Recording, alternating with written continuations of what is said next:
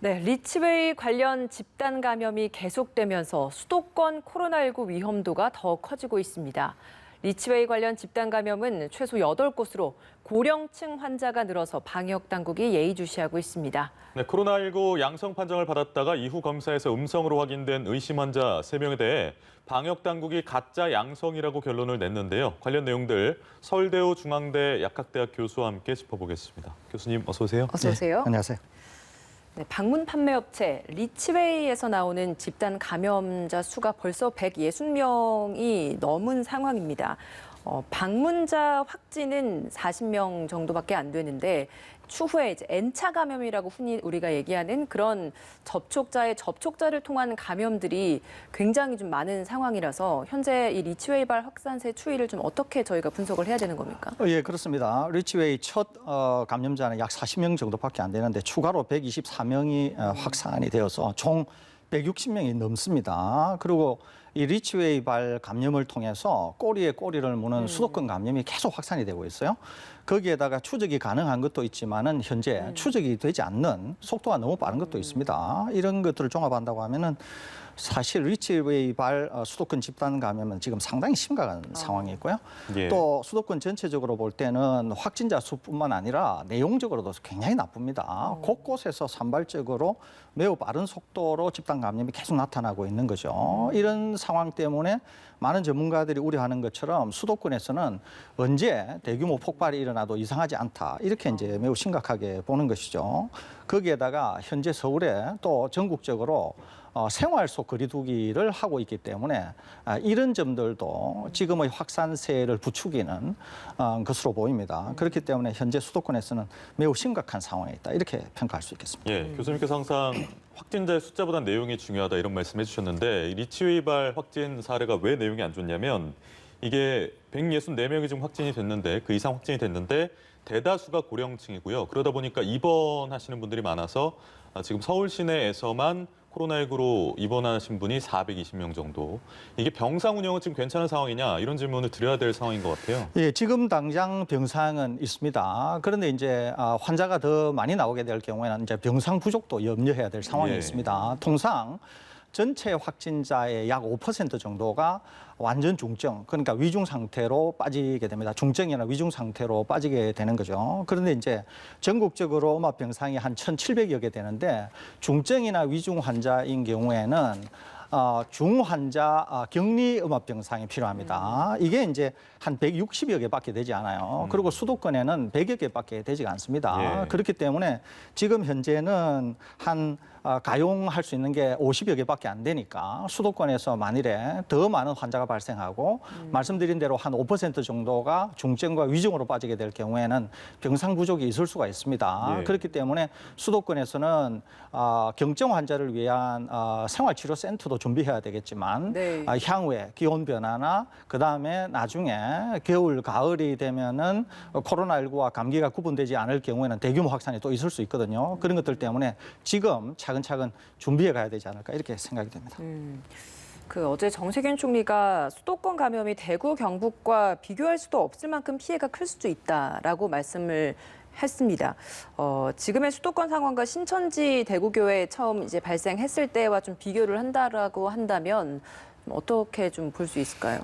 저는 우선 그 물어보신 거를 답하기 전에 예. 제가 좀 중요한 사항을 몇 가지 좀 먼저 말씀을 드리고 그걸로 돌아가는 게 좋겠다는 생각을 하고 있습니다. 우선 중대본 본부장이 현재 우리나라 방역 컨트롤 타워입니다. 그러니까 총리께서 방역 컨트롤 타워라고 볼 수 있죠. 그러니까 총리께서 방금 그런 말씀을 하셨습니다. TK와 비교할 수 없을 정도로 위험하다 이런 말씀을 하셨는데 제가 볼 때는 중대본 본부장인 총리께서 가지고 있는 방역과 관련한 기본 인식에 저는 상당한 문제가 있다 이런 생각을 갖고 있습니다.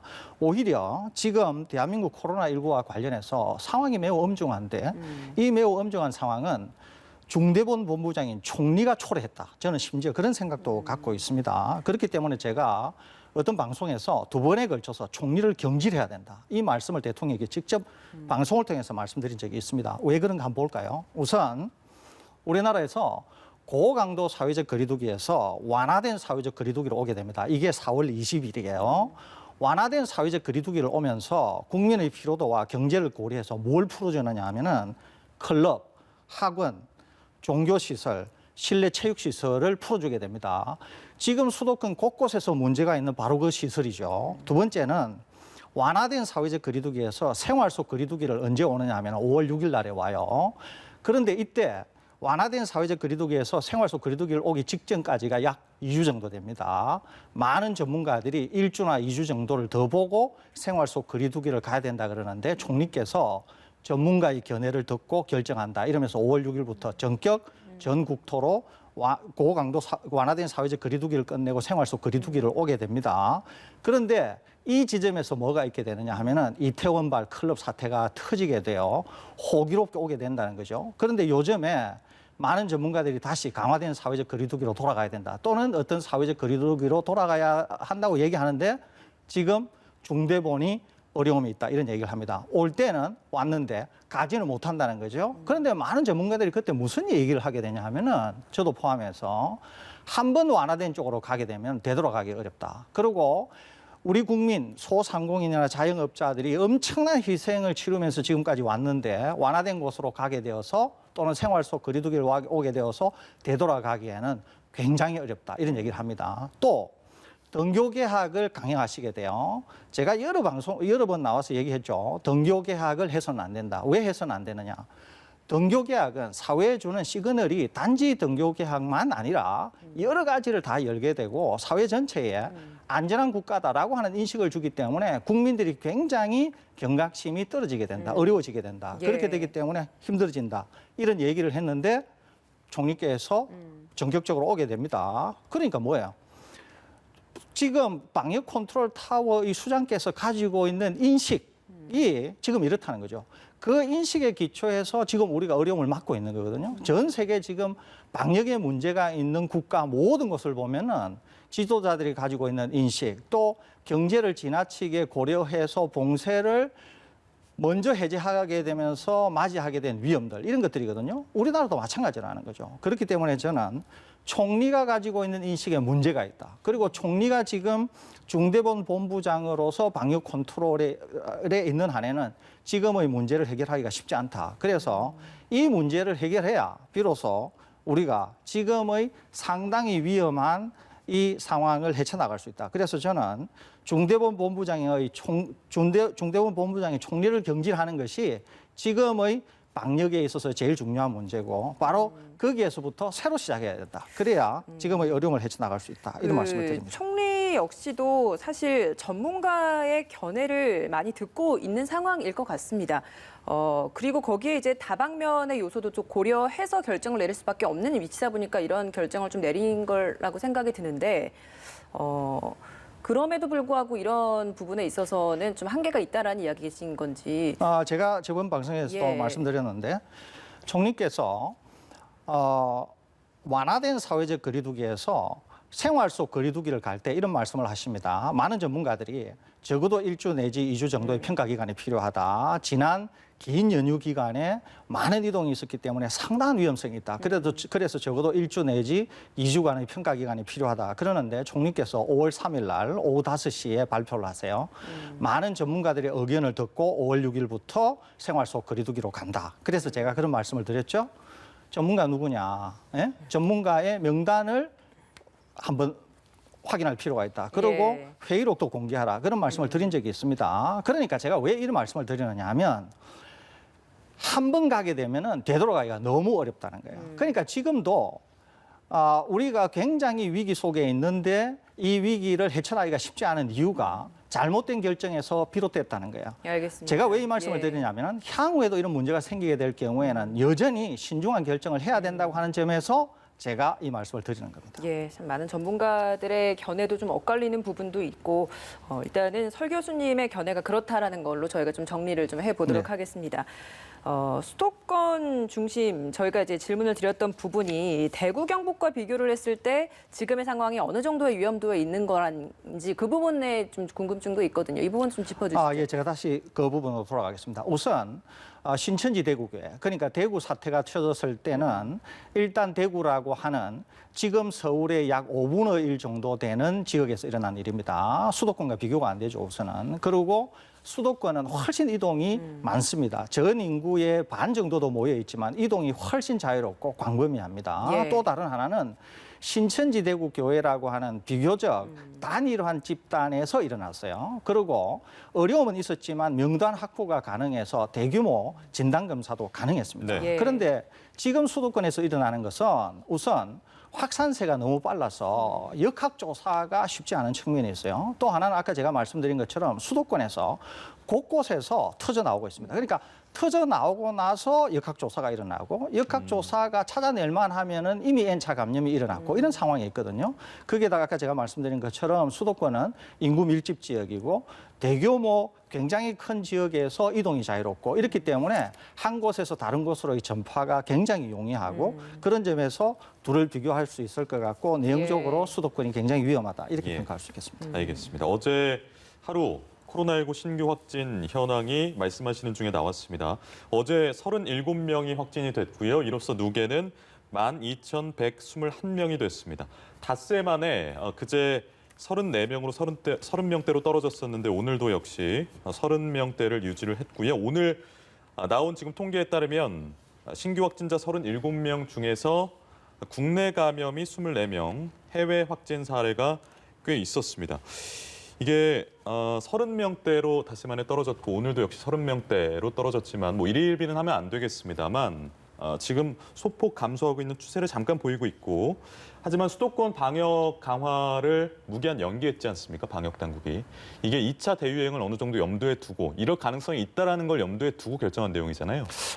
그럴 수 있을 것 같은데요. 우선 오늘 나온 숫자를 좀 보게 되면 지난 일주일부터 30명대와 40명대로 오갑니다. 그리고 토 일요일 날 확진자 수가 좀 줄었습니다. 그런데 통상 토 일요일 날에는 검사 숫자가 주 중에 비해서 약 반 정도로 줄어들게 됩니다. 그러니까 이렇게 줄어든 것에 일희일비할 필요는 없겠지만 수요일, 화요일이나 수요일 정도의 확진자 수를 보면은 좀 더 우리가 경향을 알 수 있지 않을까 이런 생각이 들고요. 예. 서울에서 방금 말씀하신 것은 2차 유행을 이제 염두에 두고 하는 것이라고 볼 수도 있습니다. 네. 또 다른 하나는 등교 개학이 되었기 때문에 굉장히 전국가적으로 주의하는 측면도 있는 것이죠. 또 다른 하나는 지금 환자 수를 상당히 떨어뜨려야 향후 환절기와 이후에 찾아오게 될 독감에 있어서의 코로나19와 이런 것들이 구분 안 되는 점 때문에 지금 최대한의 역량을 동원해서 가장 빠른 시간 내에 환자를 거의 0명 수준으로 떨어뜨려야 향후에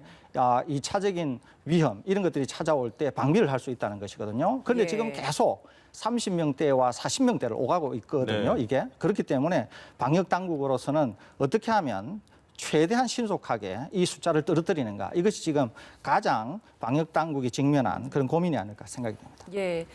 지역별 확진자 추이도 나와서 좀 전해드리도록 하겠습니다. 경기에서 10명, 인천에서 8명, 서울에서 7명의 신규 확진자가 나왔고요. 경남에서 3명, 충남에서 2명 나왔습니다. 그리고 13명의 해외 유입 사례 중에서 검역 단계에서는 7명의 확진자가 나왔습니다. 추가 사망자는 발생하지 않았습니다.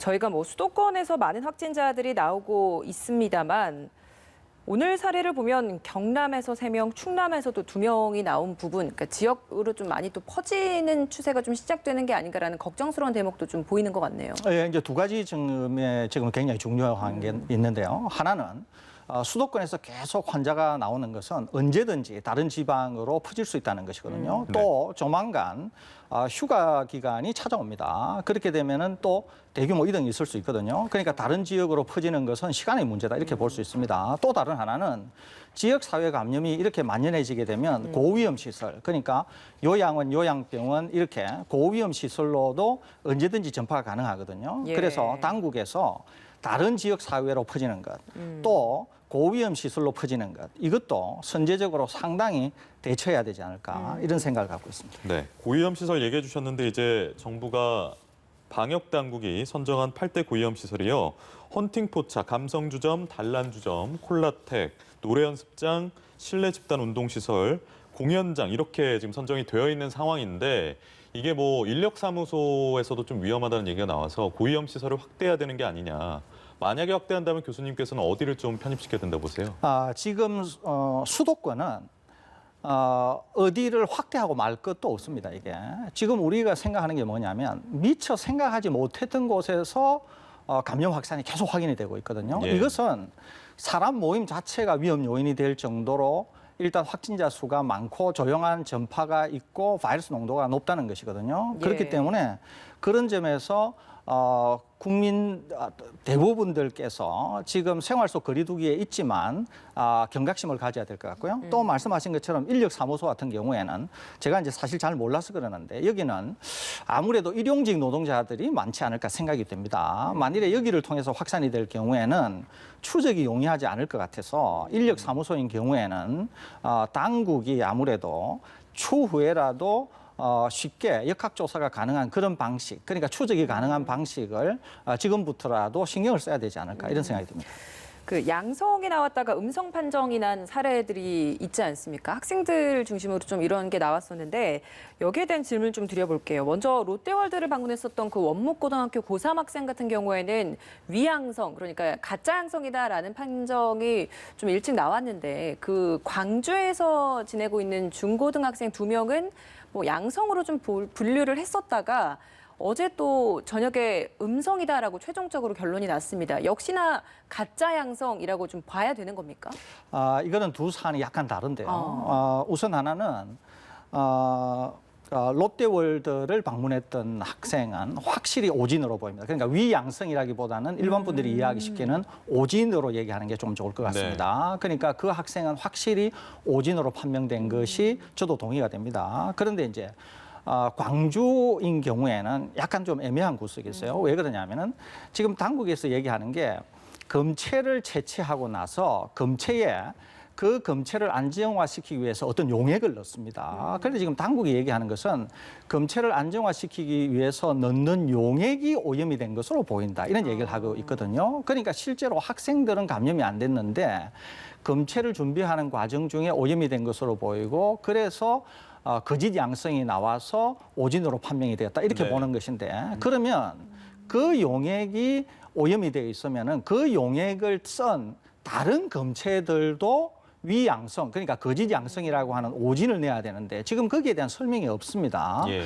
그래서 저는 어제 이 방송에 나와서 어떤 얘기를 했냐면은 이 학생들이 혹시 먼저 감염이 되었다가 완치되는 과정에서 바이러스가 없어지는 거 아닌가 하는 생각이 있다. 이렇게 말씀을 드렸거든요.